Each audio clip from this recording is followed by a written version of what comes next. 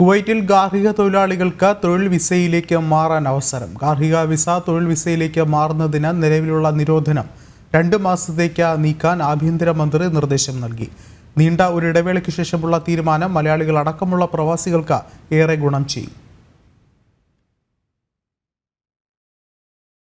Kuwait ആഭ്യന്തര പ്രതിരോധ മന്ത്രിയും ഉപപ്രധാനമന്ത്രിയുമായ ഷെയ്ഖ് ഫഹദ് അൽ യൂസഫിന്റെ അധ്യക്ഷതയിൽ ചേർന്ന മാൻപവർ അതോറിറ്റിയുടെ പ്രത്യേക യോഗത്തിലാണ് ഗാർഹിക വിസയിൽ ജോലി ചെയ്യുന്നവർക്ക് തൊഴിൽ വിസയിലേക്ക് മാറാൻ താൽക്കാലിക അവസരം നൽകാൻ തീരുമാനിച്ചത്.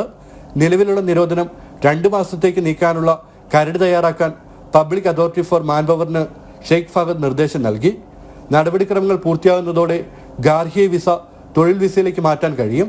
കുവൈറ്റിലെ സ്വകാര്യ മേഖലയിൽ അനുഭവപ്പെടുന്ന ജീവനക്കാരുടെ കുറവ് നിർത്തുന്നതിന് രാജ്യത്തിനകത്തുനിന്ന് തന്നെ ആളുകളെ കണ്ടെത്തുന്നതിന്റെ ഭാഗമായാണ് പുതിയ നീക്കം.